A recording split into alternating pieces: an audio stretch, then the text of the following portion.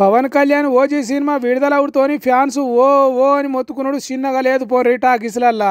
గబ్బర్ సింగ్ గాశారం మంచిగా లేకనో లేకుంటే సిద్ధు సిద్ధార్థ రాయికే సిచ్చర పిడుగసంటి ఫ్యాన్స్ ఉన్నారో తెలియదు గాని కొత్తగా సినిమా విడుదల అయితే చాలు మొత్తుకొని చచ్చిపోతున్నారు. మనకన్నే అనుకున్నాం గాని బెంగళూరులో కూడా పవన్ కళ్యాణ్ ఫ్యాన్స్ పరిశాన్ చేసిండ్రు. కేఆర్ పురంలో ఉన్న ఓ సినిమా టాకీస్లో గిట్లా పరదాను పర్ర చింపిర్రు. తెర మీద రౌడీ గుండగాలు కనిపించే వరకు పూనకం వచ్చింది కావచ్చు పవన్ కళ్యాణ్ ఫ్యాన్స్ కు. వాళ్లకు వాళ్ళే ఓజాస్ గంభీరాల అవతారం ఎత్తి గుండగాళ్ళ గుండు మీద కత్తితోని పొడిచిండ్రు కావచ్చు. ఇంకేమున్నది ఆయనతో పరద జినిగి పక్కున వలిగిందట.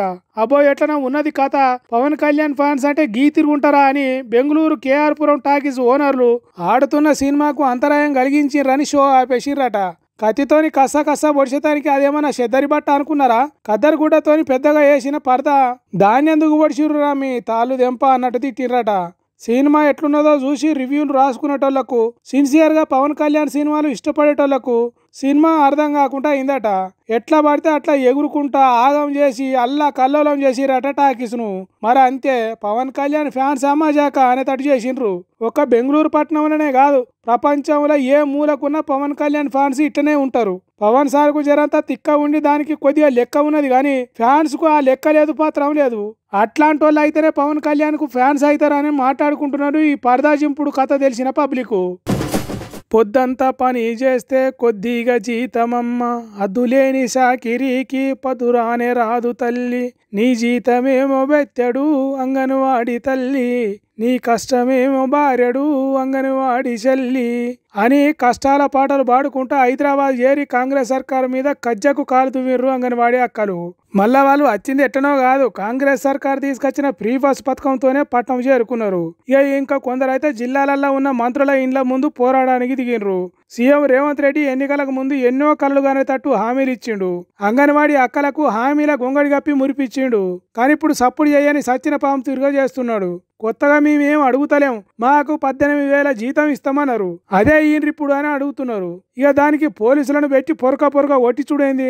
ధర్నాలు చేసే కాడికి పోకుండా బస్సులల్లో ఎక్కకుండా చేసుడైంది. అంగన్వాడీల కోసం అడుగడుగున పోలీసులను పెట్టుడైంది అని అడుగుతున్నారు. ఇక్కడ చూడు పోలీసుల తీరు ఎట్టున్నదో.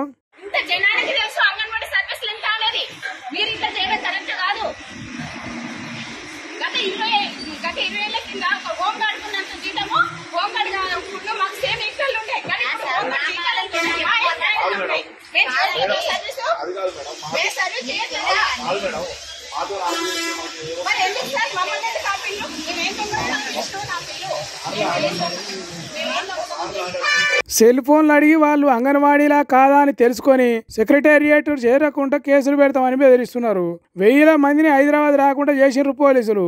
అయినా గీ తీరుగా అంగన్వాడీ అక్కలు తంటాలు పడుకుంటా మా కంటనీరు దూడవాల్సింది రేవంత్ రెడ్డి సర్కారే అన్నట్టు పట్నంకు తరలి అచ్చిర్లో చేసిండ్రు. సర్కారు మా బతుకులను లెక్క చేస్తలేదు, సాలని జీతాలతోని ఎట్లా చావాలి అన్నట్టు మొత్తుకున్నారు.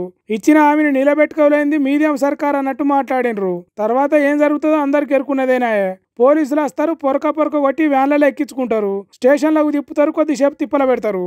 అదంతా చేసే బదులు వీళ్ళ జీతాలే పెంచచ్చు కదా అంటే సీఎం రేవంత్ రెడ్డి చేతులు ఎత్తేసి నా దగ్గర ₹1 లేదని వీళ్ళను ఆగం చేయబట్టిండు. ఇట్లయితే వీళ్ళ జీతాలు ఎప్పుడు పెరుగుతాయో, వీళ్ళ జీవితాలు ఎట్లా బాగుపడతాయో ఏమో పోర్రి.